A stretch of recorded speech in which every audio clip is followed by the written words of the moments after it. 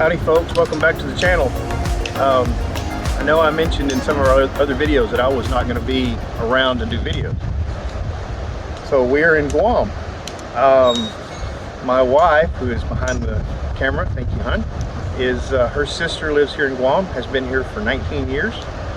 Just got married to an awesome guy named Jeff, and we came down for the wedding. About a month ago, they had a huge hurricane that came through. I think the first one in 50 some odd years. This is where the wedding was originally going to be, and you can see behind me, it's beachfront, private property. It's kind of like our property in Fort McCavitt. It's been handed down, from generation to generation. And, they're so blessed and lucky to have it. But as we come around here, you can start to see some of the carnage that was caused by the hurricane. The little wedding venue area here is completely demolished. As we get around, you can see where they had a house, a bathroom, and everything in the background, and it's just all gone. It's still heartbreaking to see, but they understand it, and they still feel really blessed to have a piece of property and still have access to it. I'm going to walk back around, and you can see how many generations have been here. This is an old walkway into a house, and we're standing on an old, I don't know, a yard from one of the old huts. You can see cornerstones and old natural pieces of coral they pulled in for I guess for breakwater, to keep the waves from... Breakwall? Yeah, just a protective wall. But it is so pretty here. They keep apologizing for how brown it is, and it's still so much greener than back home. But you get in here and you can see all along the cliffs. It's just like this naturally protected, secluded area, and you can understand why there's been people here for probably thousands of years. The Chamorro culture is very rich, very family oriented. It's such a blessing to be invited to come visit and see this part of the world. But I'll try to get some interviews with some of the family members later. Thanks for joining us.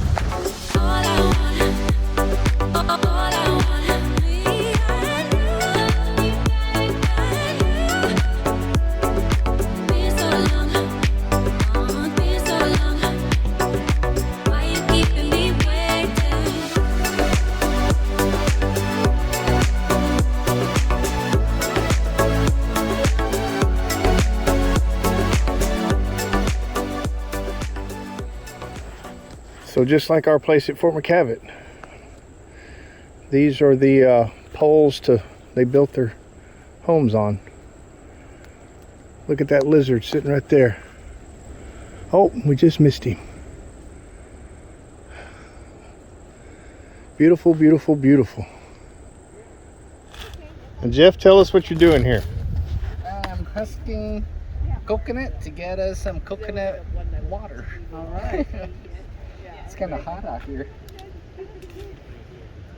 So it's Gil put this together, my brother and I, and he saw it at our house one time, and so we thought it would be a great idea, but I think it needs the longer Sharpening, the longer pieces. Yeah. Coconut, if you were to pull it, you can actually eat the tip of it. It's and like that's this thing. It's kind of like heart of palms kind of things, you can say. Oh, it's heart of coconut. Hold on to the other side. Thank you. That's interesting. Wow. That's very cool. So that's the part that Chuck. Yeah, it just turns all the water into Like a sponge. like a root sponge. Mm-hmm. Yeah. That's interesting. It's an odd, right? So Gil, tell me about this place. You said there was a sign at the very front that said what? We made a sign out of sandstone, so it says Lansun Su. And Lansun Su, the UN in any word is possessive, right, in its usage. So Lansu is ranch, but Lansun is possessive. The owner's name is possessive of the owner. Okay. So Su is the nickname for Jesse in Chamorro. That's or nice. Jesus. Okay. So it's Lansun Chu's ranch or Jesse's ranch. And how many years did you say that this place has been in the family? Over 400 years. Wow. So it's traced back to the Spanish times when they were first when it was first deeded to I forgot his name, but De Castro was that originally the last name. Magellan? It was after Magellan. After Magellan, okay. Yeah. So it was after Magellan, so they came here, and of course we were under Spanish rule for 400 years, Yeah. right? So anyway, in this particular area, the different families, some already different last names, but they're all related. So they're all derived from the Castro clan. Wow. Yeah. So actually, the interesting thing about this place is that these guys went to the U.S. Supreme Court, which is why we go to we have base access, unimpeded, 24-hour, 365 days a year, base access. They can't stop us from coming in here to access the land. The case went to U.S. Supreme Court for that, so it was granted. The only time they won't they'll lock it down is if there's some kind of emergency on base. You know, like somebody has compromised the security of the base, like right at the gate. But other than that, we could come here at 2 o'clock in the morning. They have to just let us in. Well, it's nice. Absolutely. Well, it's Yeah. your home. They Well, should yeah, give you. It's really nice. Yeah. So it's beautiful. It's too bad you saw it in this condition, but I say give it another year and you guys come back. It's gonna be. Everybody keeps saying that they're sorry that it's in this bad a condition, but it's still absolutely amazingly beautiful. So you should have seen it just a month ago. yeah. When it's lush green. Lush Yeah. green, everything was. Well, I understand that bad things happen, but if you look past the wreckage and just look at the landscape and how beautiful it is, it's Well, still. like you say, the land's always gonna be there. The Yeah. land is still there. So that's These the are best just things. Yeah. Things come and go, and so holding on to it and preserving it and Sure. accepting it and just cherishing it. thing. Yeah. Making sure that you pay attention and respect the land. You know. Yeah. I think that's a general thing with most people who have some kind of attachment to land. Yeah. They're not just coming in here to make money. Then they give a damn. Yeah. Right? Very reminiscent of my own story at our place. So that's the kind of reason why I wanted to have an interview and Yeah, listen I mean, to the story. It's interesting because you know we tend to pigeonhole people tend to pigeonhole each other, you know, outside of demographics, right? And they're like, or inside of demographics, they're like, oh, you know, they're white from Texas, they wouldn't understand, but it's the exact same thing. You know what I mean? Yeah, absolutely. And we're not 400 years. We're only about 120 years. Sure. But I still 100% understand how you feel about it. Yeah. So I appreciated last time we were talking about it, yeah. and you were talking about how your connection with the land is so, you know, that's how we feel. Yeah. I mean, we haven't been involved in this piece of property for long. I mean, as owners, myself and my wife, but we've known this family. They grew up with my mother pre-war, you know.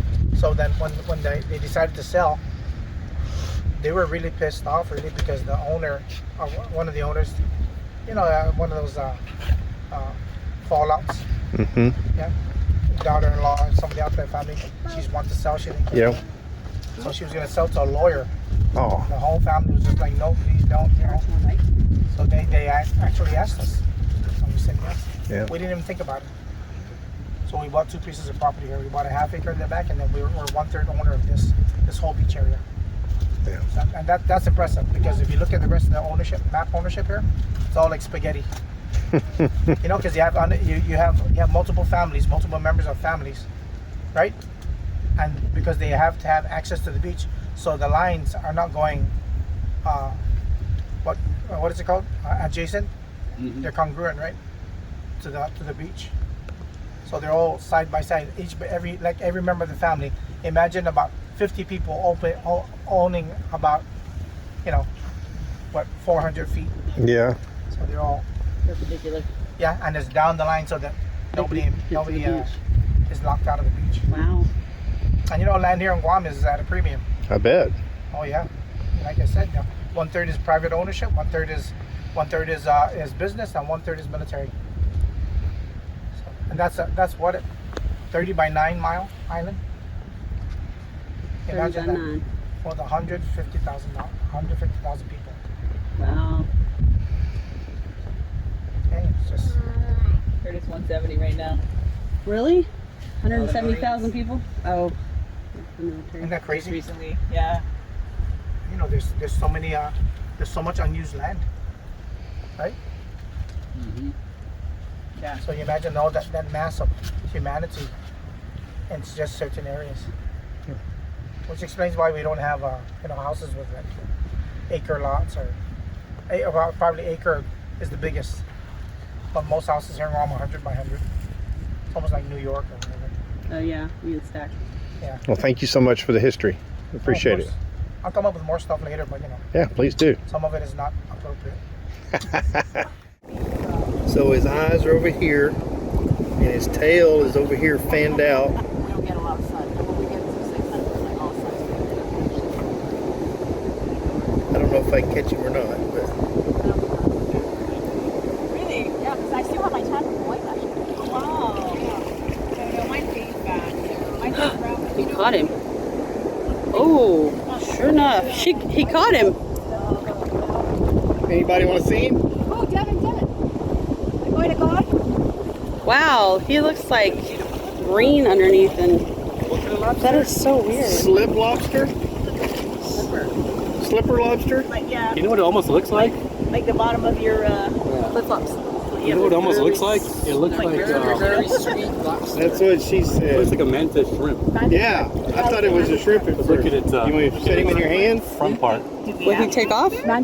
Oh, it'll probably take off. Yeah, we were like, he was. That's what it looks like. Look Some at that, sort of Devin. mantis shrimp. You see him? Oh, yeah. No, yeah, it's just...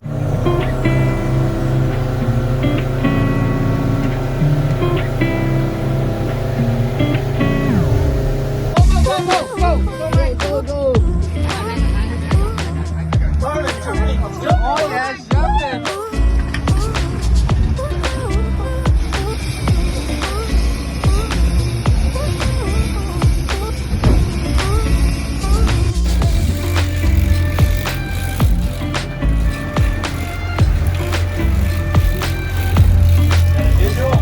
Not yet.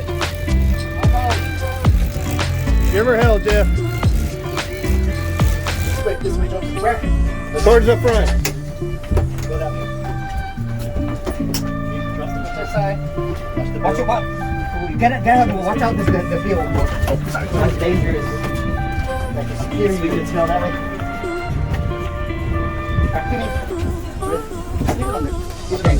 Woohoo! Good job, guys.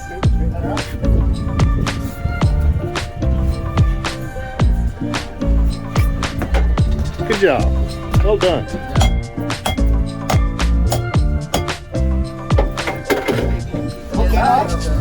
Got all of that side?